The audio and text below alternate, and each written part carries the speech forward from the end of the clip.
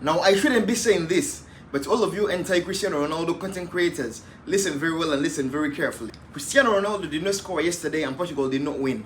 So you've earned every right to banter Ronaldo. You've earned all the right to banter him.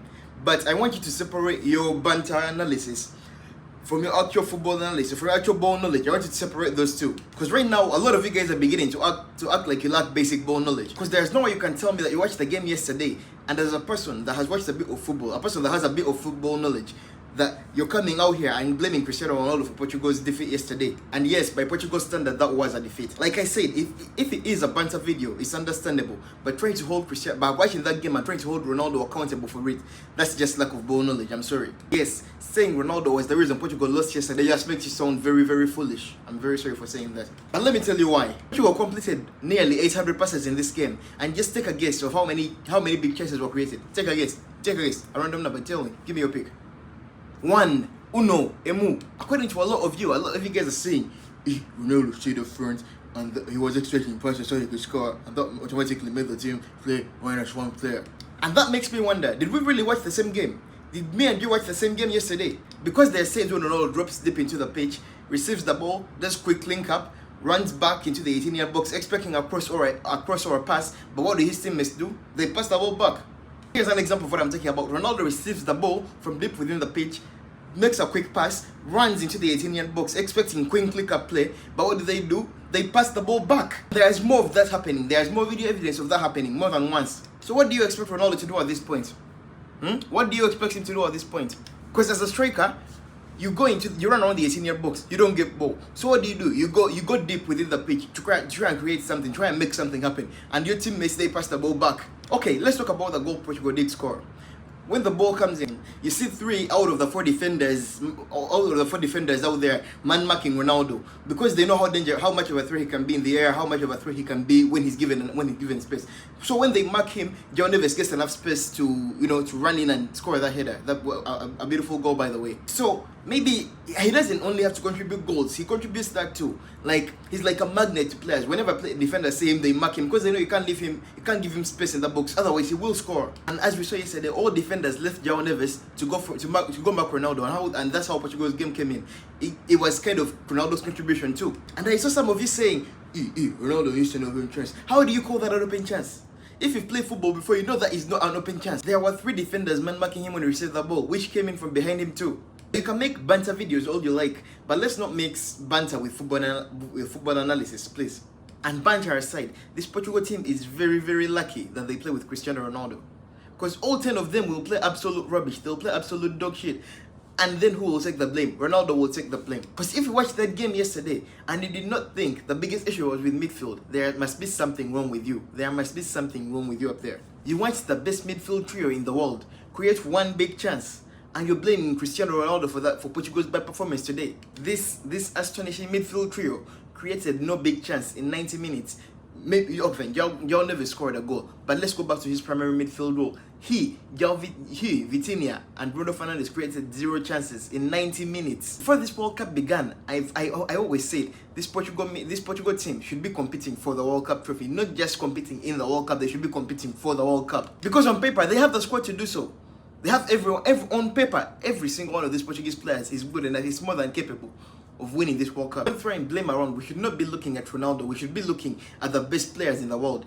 Bruno Fernandes, we should be looking at Vitinha, Nuno Mendes, Rafael Leao, all those guys. Those are the guys we should be looking at, not Ronaldo. Because if we did not know what Ronaldo did in his prime, if we had not known Ronaldo, if it was any other striker, I promise you, today, you guys would not be blaming the striker for that L today. If it was an ordinary striker up front there today, and we were watching the same game, I guarantee you nobody will be saying the striker is the problem. Absolutely no one. Because the striker had no flaws today. Where were the chances? That's the question though you'd all be asking today. That's the truth of the matter today. Senior João Neves, you guys are people heralding you for the best midfielders in the world right now, playing for PSG, back-to-back Champions League final, back-to-back Champions League winners.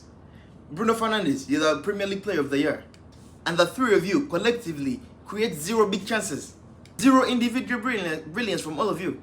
Bruno Fernandes, you broke the assist record in the Premier League. Sorry, you equaled the assist record in the Premier League. Where was the performance today? Where was it? When Ronaldo was in your position, turning up for Real Madrid, for Juventus, for Man United, everywhere he played. I know what he used to do for Portugal. I know what he did for that country. So I'm not shocked that Father Time has caught up with him.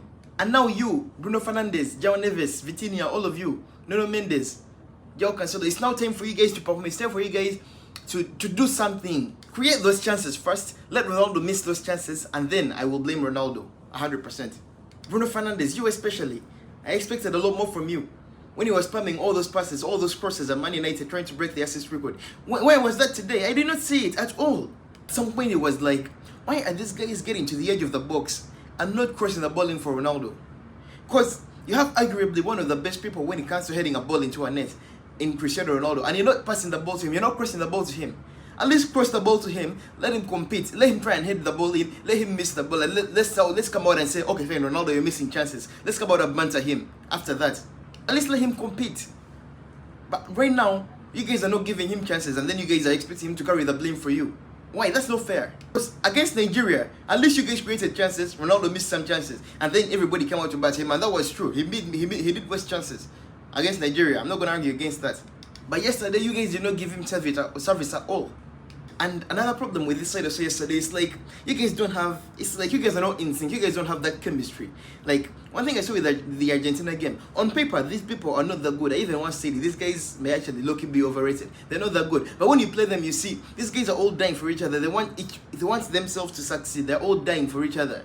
I didn't see that yesterday with Portugal at all. Now, this is only the first game of the World Cup. It's only the first round. A lot of things can change. So I'm not really worried about this. I know it's going to change. Portugal is going to make it far. I still back them, and I still think they're going to make it to at least the semi-finals, maybe even the finals. Maybe this was like a tactical thing Roberto Martinez was trying that failed. By the way, even Roberto Martinez, there were some question marks on the tactics. We're going to get back to those very soon.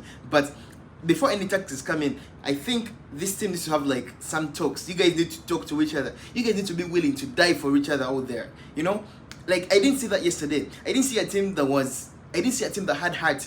You know, like Arteta once told these guys, play like I'm telling you, like Arteta told Arsenal boys, you want to play in the World Cup, play to play in the World Cup.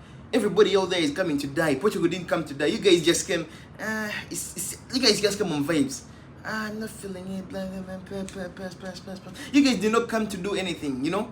I don't know, like, I didn't see that energy. I didn't see that want to win yesterday. Because this is a World Cup. Everyone's coming out here to die for their countries. And Portugal, you guys are coming and it's like a side quest to you guys. Does that make sense? Now, Roberto Martinez, I understand World Cup is not mostly about tactics. It's about which team is willing to take it the farthest, who is willing to die more for their country, and that's what those are the teams that usually win the World Cup. But you also have some question marks. How do you play Bruno? How do you play Bernardo Silva at right wing? The guy hasn't played wing since like what 2022, 23. You still choose to play him. I don't understand how that was working. You have Inacio and you have Ruben Diaz for CBs, and you still play Renato Vega and that guy Araujo. And then why aren't you playing João Felix?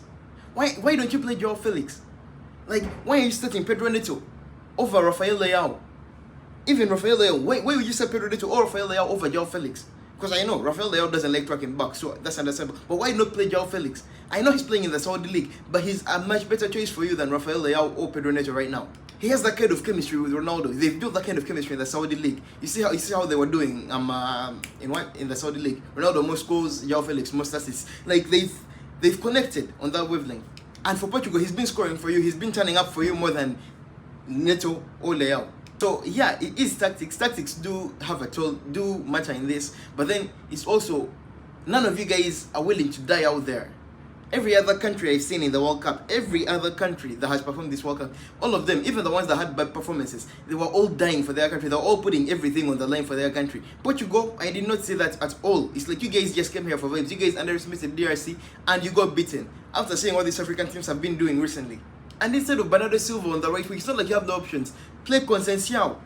Every time I've seen Conceição play on that right, every time I see Conceição come on, something happens. Like he always changes something against Germany, against Nigeria. Right now for Portugal, he's one of the few players in that Portugal team with that X factor, with that clutch gene in him still.